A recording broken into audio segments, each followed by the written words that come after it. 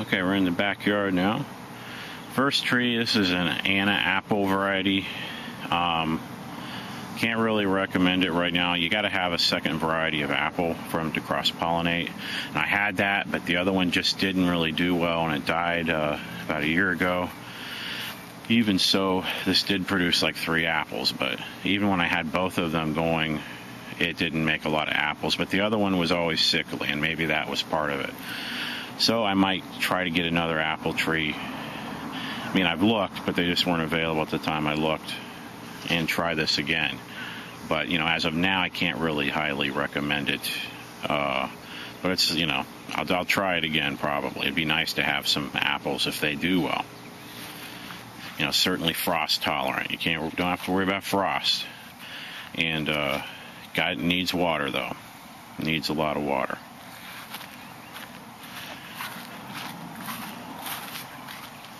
Over here we got Muscadine Grapes.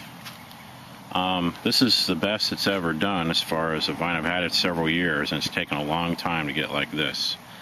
See, it's branching out, and there's grapes all around it. If it's doing well, it's not really because of me, because I don't know what I'm doing with these things. I've read some about it. Still don't quite get it.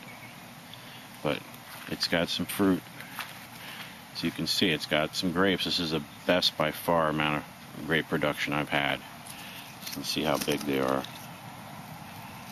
And I think they have to get it turn color. They're still not nearly ripe yet.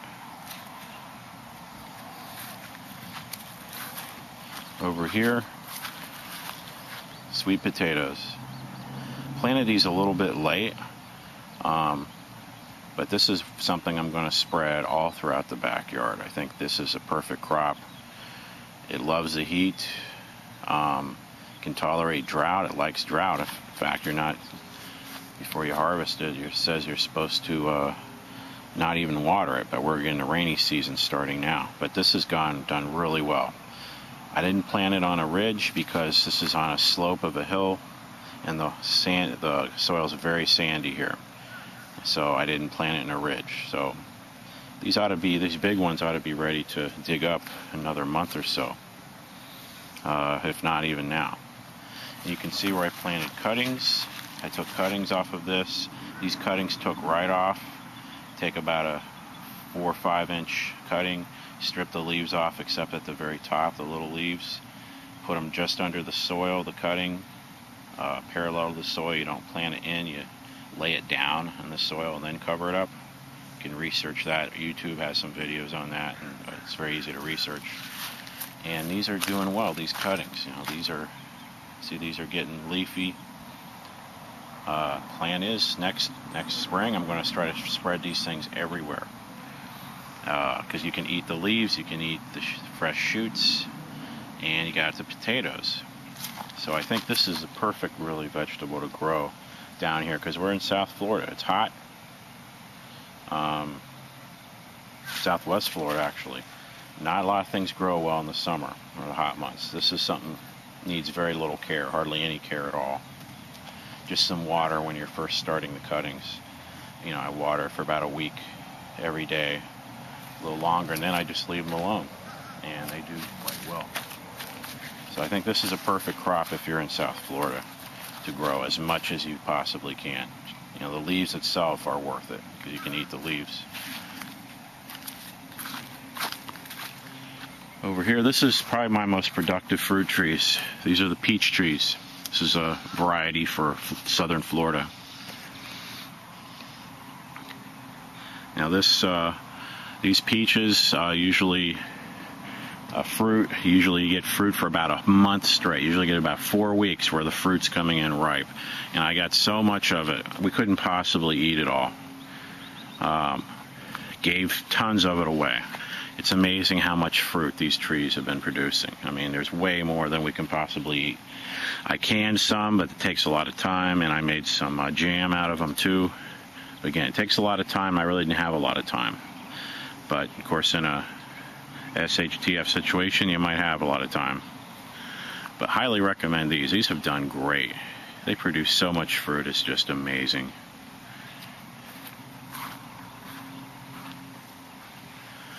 This is a banana tree. This is like, I think, a ladyfinger banana. And this one really hasn't done well. That's the kind of fruit production you get, and that sucks. You know. And the ones that I've harvested, you know, in the past haven't even been that good. So, I don't know. This is like a ladyfinger banana. I can't really recommend it. Don't get it. At least it hasn't done well for me. I don't know why. I try to get it plenty of water, fertilizer, but it just hasn't. Grows like crazy. The fruiting just has not been good. I don't know why. The other bananas have done pretty good, not this one.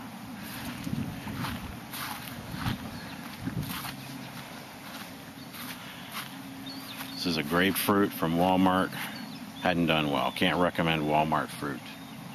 I get most of my stuff from Echo and Fort Myers. Can't recommend this. One grapefruit. So if I'm in a situation where water is an issue, I'm not watering this thing. I'll let it die. Maybe it'll come back and do better. It's just not doing great. They just planted another orange tree, Valencia Orange from Echo, and I'm sure it'll do well. Their stuff does very well.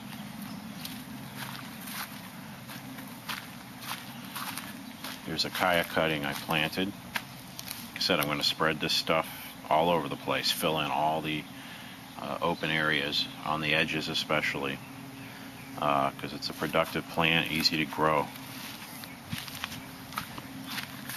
There's another Valencia Orange.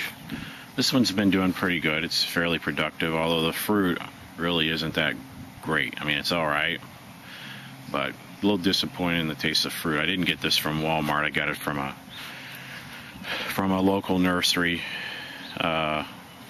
It's fairly productive. You can eat it. It just isn't the greatest tasting oranges I've ever had. This is another orange tree from Walmart. This is one of the originals I had. I started after Charlie hit and wiped out my old orange trees. They were all uprooted. This started out good, and now it just kind of stopped growing and expanding. And I've pruned it, getting a little bit of fruit on it. But if it doesn't come back, you know, if it doesn't do better than this, it's really not producing very well. Not happy with it. So maybe we'll see. We'll give another year and see what it does. You know, one thing about these citrus trees with the cold winters we've had, they really have done pretty well, because we've had temperatures into the high 20s, low 30s, and these citrus trees, I haven't covered them, and you know, they really haven't had any damage. So they're frost tolerant in that sense. I mean, they've done pretty well, because I haven't covered them. I don't have enough covers to cover everything, and they've made it.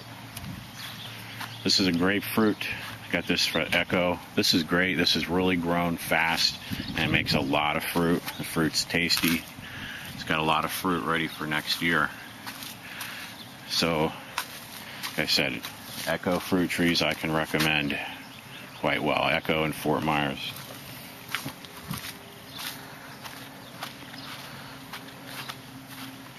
This is a little tangerine tree, which is actually like 5 years old. And I don't know, I guess I wasn't just taking care of it as well. I've been trying to get it more water in the spring. That's the key. If you don't get them enough water in the spring during the dry season, it really stunts them for the whole rest of the year. So I tried to really pay extra attention to this, and it's starting to grow out. So maybe it'll actually come. This is the first time it's gotten fruit. It's got 6 fruits on it. So that's good.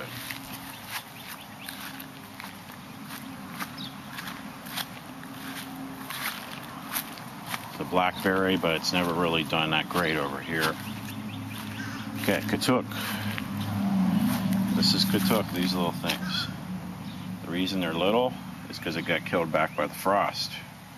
This has happened before, and they have always grown back, but it's taken a lot longer this year for some reason. I had 2, now I have 4.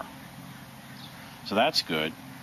The bad thing is it's taken so long for it to grow out. It should be pretty big in another 30 days. So starting there with the rainy season hitting, this ought to really start popping up. This is a great plant to have. And I'm going to start using cuttings once it grows out and try to move it again all over, spread it as many places as possible. So this next year, when frost is approaching, I'm probably going to take some cuttings, put them in pots so I can protect them and get them to grow out faster. But it has come back. I thought it was dead. I didn't start seeing this till about 5 weeks ago. I thought it was dead at this time, that it wasn't going to come back. It's coming back. It just took a long time. So I didn't start seeing anything until late May, after the last frost was in early February, I think. So it took late May for it to start coming back. So that's why I thought it was dead. But here it is. It's coming back with 4 plants instead of 2. So Katuk, K-A-T-U-K, very tasty leaves. This is a really good vegetable. Loves the heat. Loves the heat. If we didn't have a hard frost, I'd have this all year, although I wouldn't probably harvest it in the winter when it was not really growing much. But this is one of those things, you can just plant it and forget it. I gotta put a little mulch around it, but you don't need to do anything with it. So I want to get it around, just like the Okinawa Spinach, the Katuk, or the Chaya. That's the kind of stuff I'm going to try to have everywhere. This is Mulberry. This is done pretty well. This bush doesn't, look that big, but it produces a lot of mulberries once a year. In fact, I made a couple cans of jam that tasted pretty good. I could have easily made 10 or 12 cans of jam out of this, and it was easy to make. It was a lot easier than the peaches and way easier than the loquats. So this is a really good thing to use for jam. The only problem I've noticed in here with the fruit, there's these tiny little bugs in the crevices, and you got to use a lot of water and wash them out constantly to get them out. Bugs may not hurt you. Certainly if you jam them, it's going to kill them in the process. Probably wouldn't hurt anything. But I don't know, I just don't like a bunch of tiny bugs in what I'm eating. But you can get them out, it just takes a lot of time. That's the only downside of it. But this has been a productive plant. It's frost tolerant. It needs some water, but it's a pretty hardy plant. Sometimes it'll lose most of its leaves, but it comes back. But I can recommend, I think it's a good thing to have, if you want to make some jams, jellies. Over here I planted some more sweet potato cuttings. Put 4 in a row and they seem to be doing fine. Just planted these about a week ago. I don't have to do anything now. It's getting rain every day. They wouldn't even need rain another week. Alright, here's my original big Chaya where I'm getting the cuttings. Chaya is great. You don't have to do anything to it. You might need a little water if it's really dry, but not a lot. And it does get killed back by frost. If you get a frost, it'll die back, disappear, but it has always come back. But now it's late June. It's taken this long to get this big. So you lose several months if you get a frost, or several months you're not going to be able to harvest it. So again, I'm going to probably take some cuttings in the winter before frost hits, so I can get these things to grow out faster after, February, early March. Here's another little Chaya I bought about 6 weeks ago, something like that. It's growing out, but I didn't really think about getting cuttings. Now I am. I'm not going to buy any more. No reason to. And there's a little Chaya cutting I put here. I'm not sure if I left too many leaves on or not. I might have. Should have maybe taken more leaves off. But so far, so good. We'll see what happens. But I'm going to be putting Chaya everywhere. And the last thing we'll look at is more bananas. This banana has been very productive. It's a whole stand of bananas. I've got 4 bunches of bananas growing right now. There's a new one just coming in. Here's one behind the leaves here. Can't even see it.